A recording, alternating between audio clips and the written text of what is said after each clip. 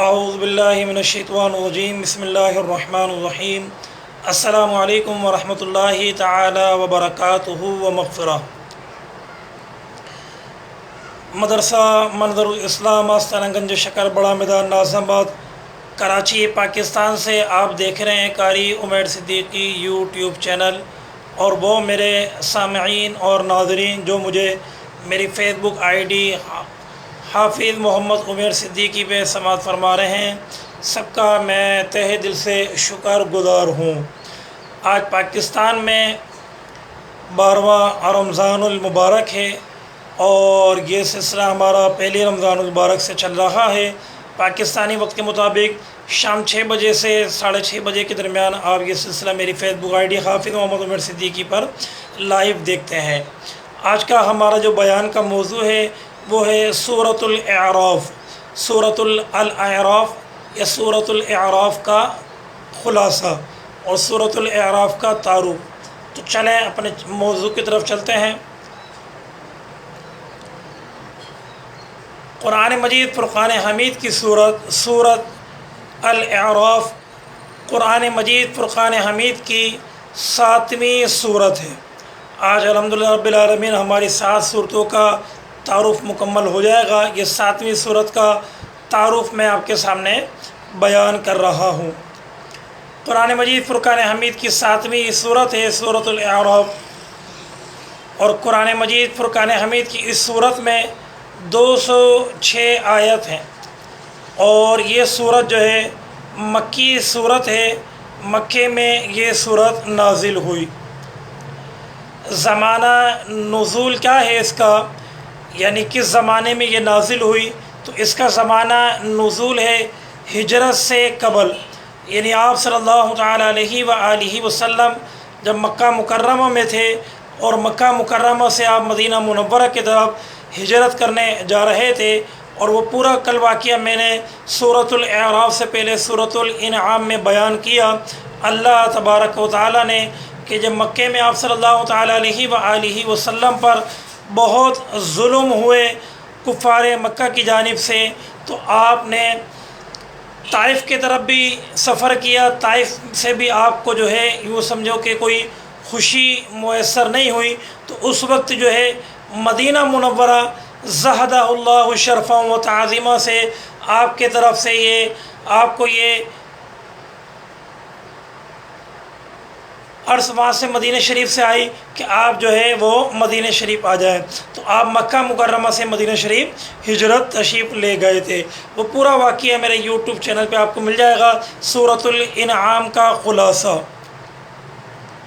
تو سورۃ الاعراف کا جو ہے زمانہ ہے وہ ہجرت سے قبل ہے، یعنی ہجرت کرنے سے پہلے اس سورت کا نزول ہوا۔ زمانہ نزول اس کا ہجرت سے قبل ہے۔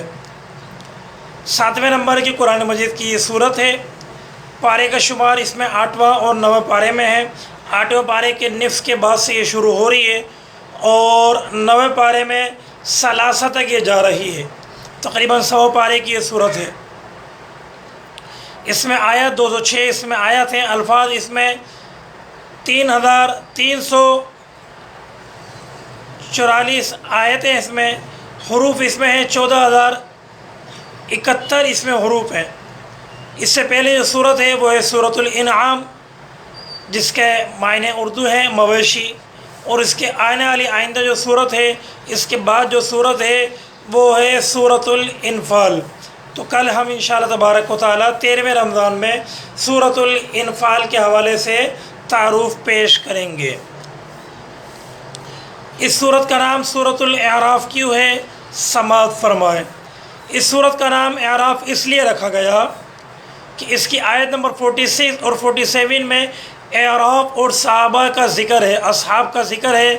گویا اسے اعراف کہنے کا مطلب یہ ہے کہ وہ سورت جس میں اعراف کا اور اصحاب کا ذکر کیا گیا، یعنی آپ صلی اللہ تعالیٰ علیہ وآلہ وسلم کے اصحاب کا ذکر کیا گیا، اس وجہ سے اس سورت کو سورۃ الاعراف کہتے ہیں۔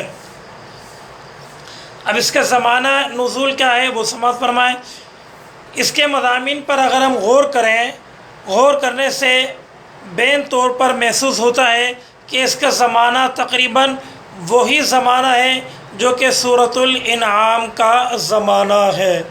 تو جبھی میں نے شروع میں آپ لوگوں کو بتایا کہ یہ سورۃ الاعراف جو ہے وہ ہجرت سے قبل، یعنی یہ ہجرت ہونے والی تھی آپ صلی اللہ تعالیٰ علیہ وآلہ وسلم کی، اور یہاں یہ سورت جو ہے وہ نازل ہوئی، تو ہجرت سے کچھ عرصے پہلے یہ سورۃ الاعراف جو ہے وہ نازل ہوئی۔ اب اس سورت کے اعراف میں، سورۃ الاعراف میں اللہ تبارک و تعالیٰ نے کیا چیزیں بیان کی ہیں، آئیں سماعت فرمائیں۔ اس سورت کی تقریر کا مرکزی مضمون دعوت رسالت سے ساری گفتگو کا مدعا ہے۔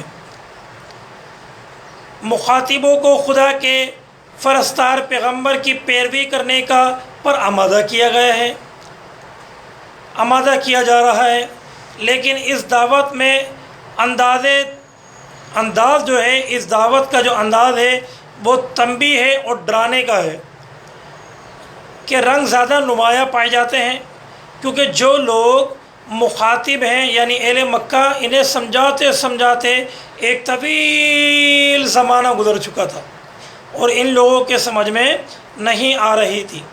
اس وجہ سے اب جو اس سورۃ الاعراف میں اللہ تبارک و تعالیٰ نے جو خطبہ ارشاد فرمایا وہ ڈرانے کا ہے اور تنبیہ کرنے کا ہے۔ تنبیہ جسے ہم کہتے ہیں کہ بھائی ہم تنبیہ کر رہے ہیں آپ کو، آئندہ آپ کو سمجھائیں گے نہیں، آخر یہ آپ کی تنبیہ ہے۔ تو اس طرح اللہ تبارک و تعالیٰ نے ان لوگوں کو تنبیہ کی، کیونکہ ایک زمانہ گزر چکا تھا، ایک طویل زمانہ گزر چکا تھا، ان کی گردہ گوشی، ہٹ درمی، مخالفانہ ضد اس حد کو پہنچ چکی تھی کہ عنقریب پیغمبر کو ان سے مخاطبہ بند کر کے دوسروں کی طرف رجوع کرنے کا حکم ملنے والا تھا۔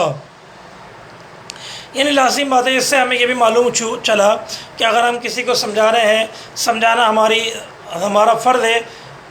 اگر ہم کسی کو سمجھا رہے ہیں، اس کے سمجھ میں نہیں آ رہی، تو پھر ہم اس کو سمجھا کر کسی ایسے انسان کو سمجھائیں، کسی ایسے انسان کی تربیت کریں کہ جو ہمارا وقت جو ہے وہ ہمارا وقت جو ہے وہ رنگ بھی لے کر آئے اور اس کے سمجھ میں بھی آئے۔ اور فرمایا پیغمبر کے مقابلے میں اختیار کر رکھی تھی ایسی ہی روش تم سے پہلے، اللہ تبارک و تعالیٰ فرماتا ہے جو تمہارا رویہ ہے وہ رویہ تم سے پہلے قومیں ایسا کر چکی ہیں اپنے پیغمبروں کے ساتھ، اختیار کر کے بہت بڑے انجام دیکھ چکی ہیں۔ پھر چونکہ ان پر حجت تمام ہو گئی تھی، قریب آ گئی تھی، کہ اس لیے تقریر کے آخری حصے میں دعوت کے رخ سے ہٹ کر اہل کتاب کی طرف پھر گیا۔ یعنی اس سورۃ الاعراف میں شروع میں جو ہے اللہ تبارک و تعالیٰ نے اپنے پیارے حبیب صلی اللہ تعالیٰ علیہ وآلہ وسلم کو کے ذریعے کفار مکہ سے مخاطب تھے۔ جب دیکھا کہ ان کی ہٹ درمی پہ، اپنی ہٹ درمی سے وہ اہل مکہ نہیں باز آ رہے، تو اب ان کو چھوڑ کے اب آپ صلی اللہ تعالیٰ علیہ وآلہ وسلم جن لوگوں سے مخاطب تھے وہ اہل کتاب تھے۔ اہل کتاب سے مراد یہاں یہودی اور عیسائی ہیں، اس دور کے نہیں، اس دور کے اہل کتاب مراد تھے۔ تو فرمایا ایک جگہ تمام دنیا کے لوگوں سے عام خطاب بھی ہے کہ جو اس بات کی علامت ہے کہ آپ ہجرت کے قریب، اور وہ دور جس میں نبی کا صلی اللہ تعالیٰ علیہ وآلہ وسلم کا خطاب تمام تر اپنے قریب کے لوگوں سے ہوا کرتا تھا۔ خاتمے پر علاقہ ہے، دوران تقریر میں چونکہ خطاب کا رخ یہود کی طرف سے بھی پھر گیا ہے، اس لیے ساتھ ساتھ دعوت رسالت کے اس پہلو کو بھی واضح کر دیا گیا کہ پیغمبر پہ ایمان لانے کے بعد اس کے ساتھ منافقانہ روش اختیار کرنا اور سماع و طاعت کا عہد استوار کرنے کے بعد اسے توڑ دینے اور حق و باطل کے تمیز سے واقف ہو جانے کے بعد بھی باطل پرستی اختیار کرنے کا انجام بہت برا ہے۔ یعنی اللہ تبارک و تعالیٰ کفار سے کہہ رہا ہے کہ تمہیں حق اور باطل تمہارے سامنے آ چکا ہے کہ حق کیا ہے اور باطل کیا ہے، مگر پھر بھی تم حق کو چھوڑ کے تم باطل کو ہی باطل پر ڈٹے ہوئے ہو۔ اور فرمایا اللہ تبارک و تعالیٰ نے جو رویہ تمہارا ہے وہ رویہ اس سے پہلے بہت سارے لوگوں کا تھا، جن کو رویہ تھا وہ رویہ نے ان لوگوں کو ہلاک اور تباہ و برباد کر دیا، کیونکہ تمہارے من نہ جو نا کیا نام ہے حق کی تمیز نہیں ہے، نہ جب باطل کی تمیز ہے۔ تو اس سے ہمیں یہ بھی معلوم چلا کہ جس دور میں ہم جی رہے ہیں اس دور میں اگر حق ہے تو باطل بھی ہے، مگر ہمیں یہ چاہیے کہ ہم حق کے ساتھ دیں اور حق کے جو نا کیا نام ہے حق کی بات کی جائے، اور باطل اگر ہے تو باطل کے خلاف بات کرنا بھی یہ بھی حق ہے۔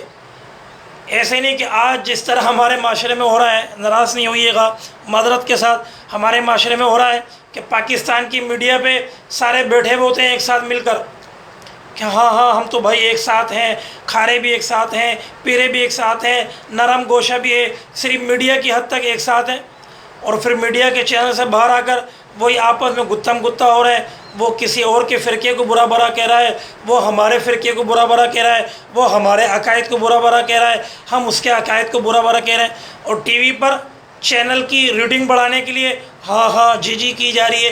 یہ منافقت جو ہے یہ قوم کی بھلائی کا سامان نہیں ہے، یہ قوم کے تباہ برباد کرنے کا سامان ہے۔ اور فرمایا اس صورت کے آخری میں نبی صلی اللہ تعالیٰ علیہ وآلہ وسلم اور آپ کے صحابہ کو حکمت تبلیغ کے متعلق چند اہم ہدایت کی گئیں، اور خصوصیت کے ساتھ انہیں نصیحت کی گئی کہ مخالفین کے اشتعال انگیزوں اور چیزیں دستیوں کے مقابلے میں صبر ضبط سے کام لینا۔